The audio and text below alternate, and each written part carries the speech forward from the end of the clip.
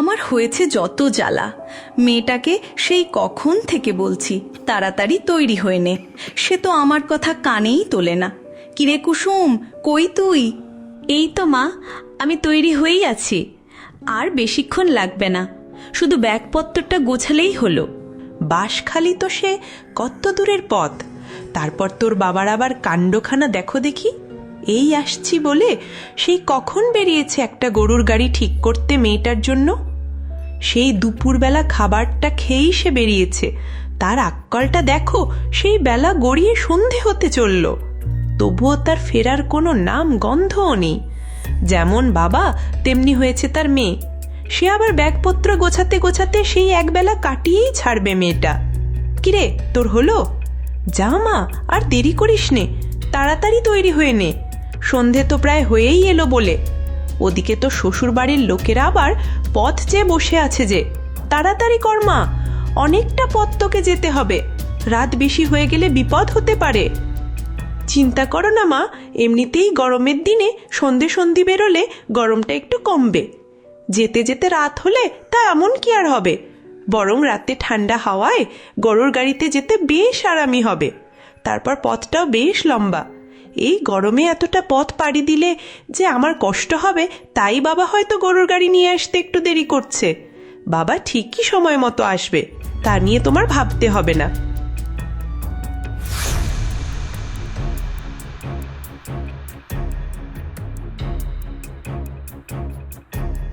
কিরে, কই গেলি রে মা? কুসুম, তোর জন্য গরুর গাড়ি এনেছি। গরুর গাড়োয়ানটাও পরিচিত, ওই যে গতবার যার গাড়িতে গিয়েছিলি, তোর সেই হরিকাকার গাড়িটাই পেয়ে গেলাম চট করে, তারপর তাকে সঙ্গে করেই নিয়ে এলাম।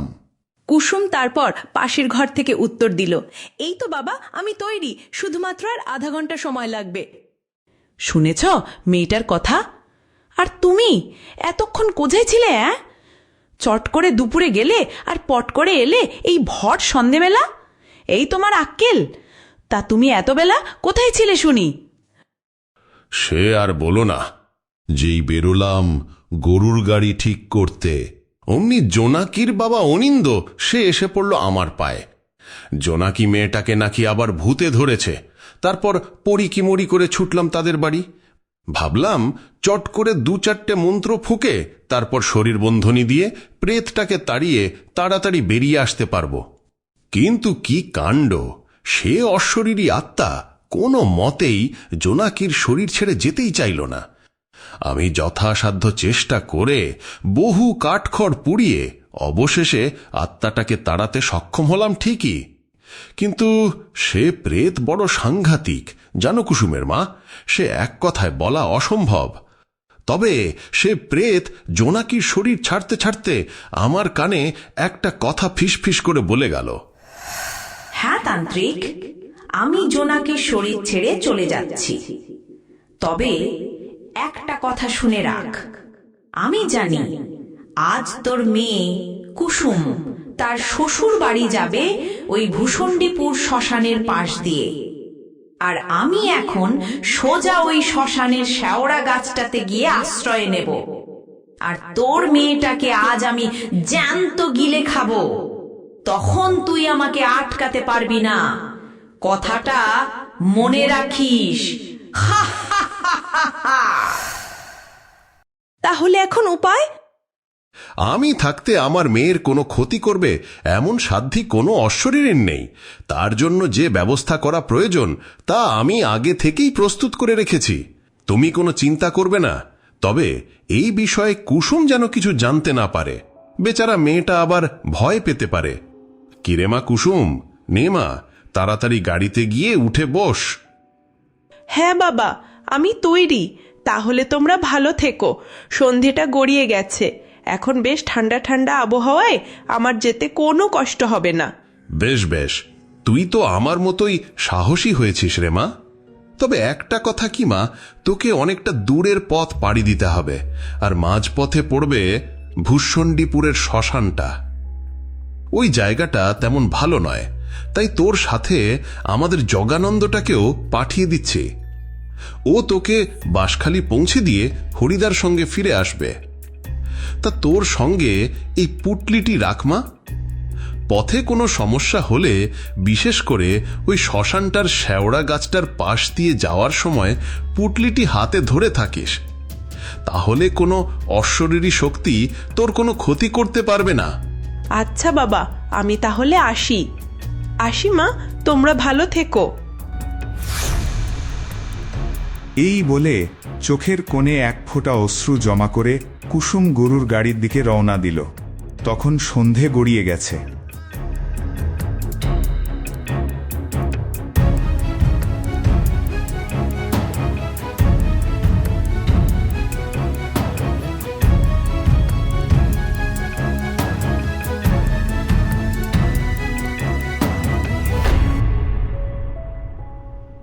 গরুর গাড়িটি তখন ধীরে ধীরে ঝাঁকুনি খেতে খেতে এগিয়ে চলেছে বাঁশখালীর উদ্দেশ্যে। রাত তখন গভীর, চাঁদ ঢাকা পড়েছে ঘন মেঘের আড়ালে। আকাশটাকে দেখে যেন আধারে ঢাকা মৃত্যুপুরীর মতো মনে হচ্ছে, আর চারপাশে ঝোপঝাড়ের ঘন অন্ধকারটাও যেন কালো পর্দার মতো গ্রামটিকে ঢেকে রেখেছে। মাঝে মাঝে কোথাও কোথাও ঝিঝি পোকার দল এক টানা ডেকে চলেছে, আর সেই আধার ভেদ করে শেয়ালের হুক্কা হওয়া ডাক ভেসে আসছে দূর জঙ্গলের ভেতর থেকে। এমন এক ভয়াল রাতের গ্রাম্য পথ দিয়ে সামনের দিকে এগিয়ে চলেছে গরুর গাড়িটি। গাড়িতে বসে আছে তিনজন, জগানন্দ, গাড়োয়ান হরিদাস আর মাঝখানে বসা কুসুম। রাস্তাটা তখন একেবারে ফাঁকা।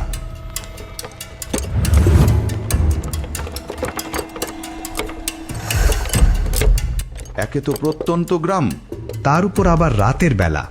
কিন্তু অদ্ভুত ব্যাপার হলো, তখন গরমকাল হলেও জঙ্গলের ভেতর থেকে অদ্ভুতভাবে এক ঝটকা ঠান্ডা হাওয়া যেন শীতল পরশ বুলিয়ে দিয়ে গেল চারপাশটাতে।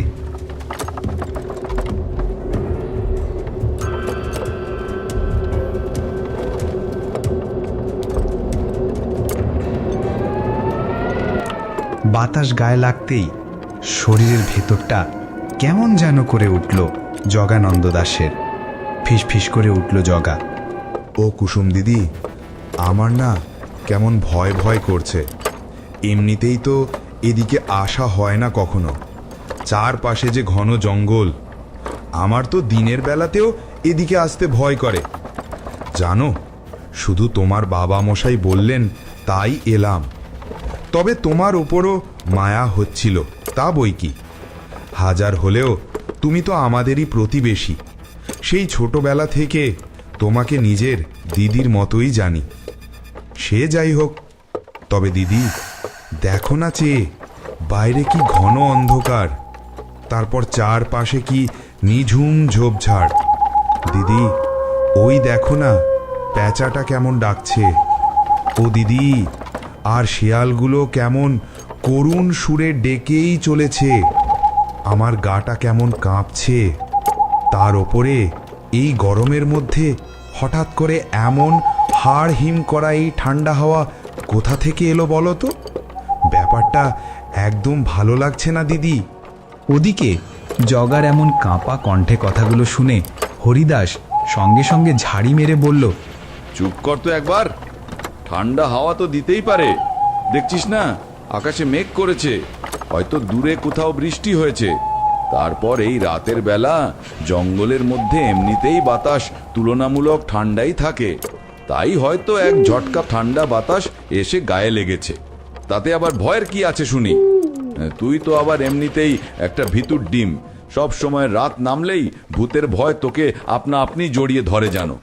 তোর কোনো আক্কেল জ্ঞান নেই নাকি? হ্যাঁ, আমাদের মধ্যে যে একজন মহিলা বসে আছে, তার কথাটা একবার ভাববি না? তোর কথায় পাছে আমাদের কুসুম আবার ভয় পেতে পারে, তা তুই বুঝিস না? আমার কুসুম মা দিব্যি বসে আছে, একটুও ভয় করছে না। আর তুই বেটা ছেলে হয়ে, তাও আবার মাঠে কাজ করা লোক হয়ে এতটা ভয় পাচ্ছিস? আরে গ্রাম্য পথ, তাতে রাতের বেলা একটু আত্রু এরকম লাগেই। আমি তো কত রাত গরুর গাড়ি চালিয়ে অন্ধকার মাঠঘাট শ্মশান ঘাট পেরিয়ে গেছি সম্পূর্ণ একা। আমার জায়গায় যদি তুই থাকতিস তবে তো ভীম লিখে সেখানেই মরতি। হরিদাসের কথায় জগা থতমতো খেয়ে চুপ করে বসে রইল। তার বুকের ধুকপুকানি গরুর গাড়ির চাকার শব্দের সঙ্গে মিশে যাচ্ছিল। কিছুক্ষণ পরে কুসুম হাসি মুখে জগাকে বলল, আরে জগা, তোর কি হলো? তুই তো আর একা নোস ভাই, আমি তো আছি, সাথে হরি কাকাও আছে। ভয় যদি এতটাই করিস তবে আসলি কেন আমাদের সঙ্গে? বাড়িতেই থেকে যেতিস। তবে এসেই যখন পড়েছিস তখন দেখ না কি হয়। সে যাই হোক, এখন চুপচাপ গাড়িতে বসে থাক। ভয় করলে চোখ দুটো বন্ধ করে থাকবি, তাতে আর কিছু বুঝতে পারবি না। সামনেই তো ভূষণডিপুর শ্মশান, ওখানে পৌঁছলে তোকে নিয়ে মহা ঝামেলায় পড়তে হবে মনে হচ্ছে। তাই বলছি স্থির হয়ে বসে থাক, নইলে সোজা ভূতের হাতেই তোকে তুলে দেব কিন্তু। তখন দেখবি সব ভয় উড়ে যাবে।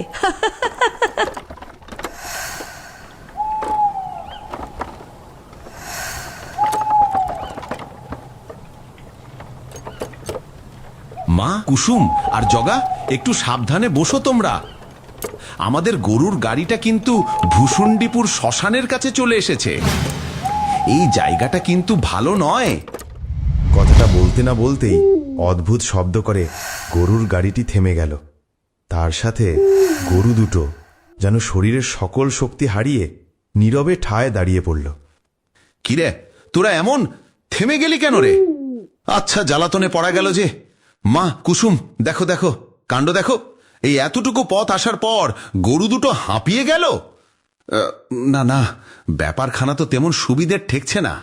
এরই জন্যে লোকে বলে ভূষণডিপুর শ্মশানের পাশ দিয়ে গেলে কিছু না কিছু ঘটবেই। আমি এখন বুঝতে পারছি লোকের কথা একটুও মিথ্যে নয়।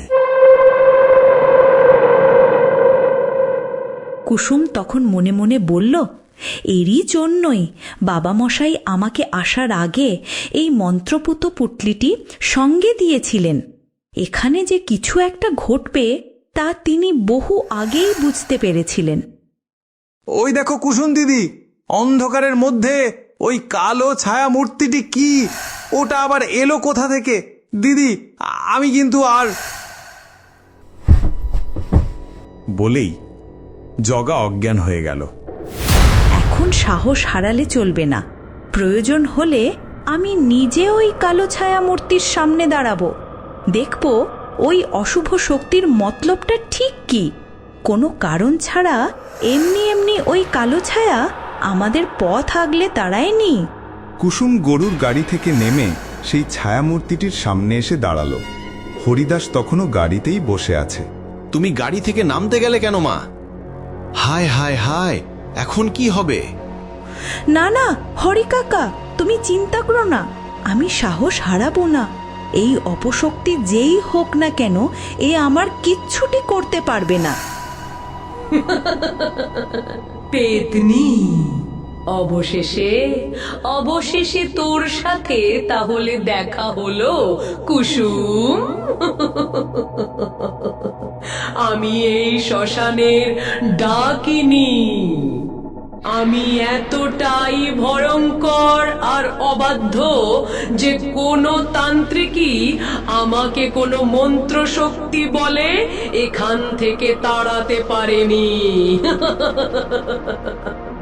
ভোজেন্দ্রনাথ ভৈরব সেই চেয়েছিল আমাকে মন্ত্র শক্তি দিয়ে তার বশে আনতে, কিন্তু আমার কাছে সে পরাস্ত হয়। তারপর সে আর প্রাণে বাঁচেনি। আমি তাকে ভীষণ নৃশংসভাবে হত্যা করেছিলাম এই ভূষণডিপুর শ্মশানের পাশের এই জঙ্গলটাতে। আর তোর বাবার এত বড় স্পর্ধা হলো কি করে যে সে আমার পথ রুদ্ধ করে দাঁড়ায়? আমি বহু সময় ধরে অপেক্ষা করে বসেছিলাম ওই শেওড়া গাছটার মগডালে। তোদের গরুর গাড়িটা কখন এই পথ দিয়ে যাবে তারই জন্য। অবশেষে আমার শিকার নিজেই হাজির হয়েছে আমার সামনে। আজ আমি তোকে কিচ্ছুতেই ছাড়বো না। তোর সঙ্গীদের সকলকে আজ আমি তাজা কামড়ে খাবো। সকলের তাজা রক্ত পান করে শরীরের তৃষ্ণা মেটাবো। আর আমি নিজে তোর ঘাড়ে চেপে বসবো আর তোর শরীরের ভেতরে ঢুকে যাব। তারপর দেখব তোর বাবা আমাকে কিভাবে তাড়ায়।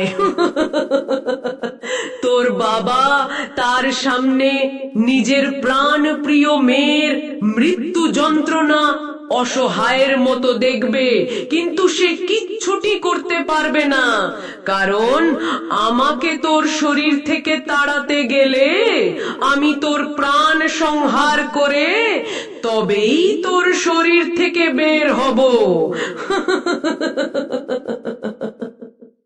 আমি জানতাম তুই আমার পথ আটকাবি। তুই জোনাকির শরীরে প্রবেশ করে অন্যায় করেছিস। আমার বাবা তোকে বিতাড়িত করেছেন ন্যায়ের শক্তিতে। এটা তিনি করতেই পারেন, কারণ তিনি একজন সৎ ও নির্ভীক তান্ত্রিক। তন্ত্রবিদ্যাকে কাজে লাগিয়ে আমার বাবা মানুষের উপকার করে, আর তোর মতো এমন নিচু ও হীন প্রকৃতির অশুভ শক্তিকে উচিত শিক্ষা দেন আমার বাবা মশাই। কিন্তু তুই সেই ঘটনা থেকে কোনো শিক্ষা তো নিলি না, বরং উল্টো তার নিরাপরাধ কন্যার উপর তার ভালো কাজের প্রতিশোধ নিতে এসেছিস। হে নির্বোধ ডাকিনী, তুই এসেছিস ক্ষতি করতে? তাহলে কান খুলে শুনে রাখ, এই পৃথিবীতে কোনো অপশক্তি বেশি দিন টিকে থাকেনি। আজ নয়তো কাল অপশক্তির বিনাশ অনিবার্য। আজ তোর সেই পাপের ঘড়া পূর্ণ হয়েছে। তাই আমি শেষবারের মতো তোকে সাবধান করে বলছি, তুই আমাদের পথ ছেড়ে দে আর ওই শ্মশানে ফিরে যা। যা যা। শেষ দিন আমার নয়, তোর। আর তুইও কান খুলে শুনে রাখ, আমি শিক্ষা নেই না, শিক্ষা দিই।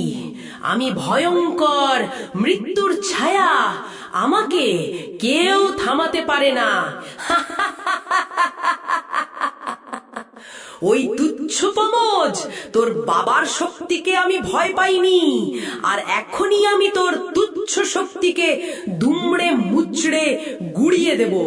এক্ষুনি তোর প্রাণ চাই। পৃথ্বী হঠাৎই ক্ষিপ্র গতিতে কুসুমের উপর ঝাঁপিয়ে পড়ল। কুসুম সাহস নিয়ে দাঁড়িয়ে রইল। তারপর ডাকিনী কাছে আসতেই তার শরীরে সেই মন্ত্রপুত কবচটি চেপে ধরল কুসুম।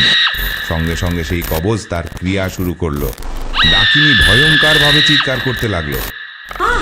ছাড়, ছাড় আমাকে। এ কি, আমি শরীরে কোনো শক্তি পাচ্ছি না কেন? এমন তো হতে পারে না। আমি জ্বলে গেলাম। আমার সারা শরীর পুড়ে যাচ্ছে। আমার ভীষণ যন্ত্রণা হচ্ছে। আমাকে ছেড়ে দে। প্রেতনীর সমগ্র শরীর মুহূর্তে অদৃশ্য আগুনে জ্বলে পুড়ে ছাই হয়ে গেল। কেবল অদৃশ্য হাহাকারে ভরে উঠল চারদিক। সে চিৎকার করতে করতে বাতাসে মিলিয়ে গেল। চারপাশে অদ্ভুত এক শান্তি নেমে এলো। ততক্ষণে জগার জ্ঞান ফিরে এসেছিল। সে গরুর গাড়িতে বসে সম্পূর্ণ ঘটনাটাই নিজ চোখে দেখেছে। আজ তুমি আমার ভয় ভেঙে দিলে কুসুম দিদি। আসলে সাহস থাকলে সকল ভয়কে জয় করা যায়। আমি আর কখনো ভয় পাব না। আর বাড়িতে ফিরে তোমার বাবার সাথে আমিও তন্ত্রবিদ্যা চর্চা করব। দেখবে তারপর আমিও বড় তান্ত্রিক হব।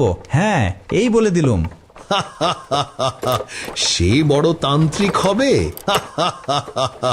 তান্ত্রিক হওয়া এত সহজ ব্যাপার নয় রে পাগলা।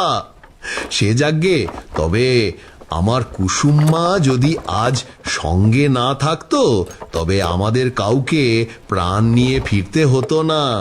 হ্যাঁ, অনেক হয়েছে তোমাদের কথা। শুধুমাত্র একটি অবাধ্য ডাকিনীর মৃত্যু হলেও ওই ভূষণ্ডীপুর শ্মশানটা তো আর উড়ে যায়নি। ওখানে আরো ভয়ঙ্কর কিছু রয়েছে, যার দেখা তোমরা এখনো পাওনি।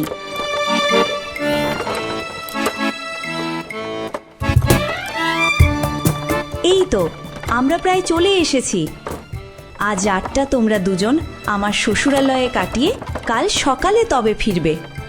এই এত রাতে আবার তোমাদের এই পথ দিয়ে বাড়ি ফিরতে হবে না। হরি ও জগা কুসুমের কথায় সায় দিল। ওদিকে আকাশের বুকে তখন উঁকি মারতে লাগলো পূর্ণ চাঁদের আলো। গরুর গাড়ি কঁচ শব্দ তুলে ধীরে ধীরে তারা পৌঁছে গেল বাঁশখালী গ্রামে কুসুমের শ্বশুর বাড়িতে।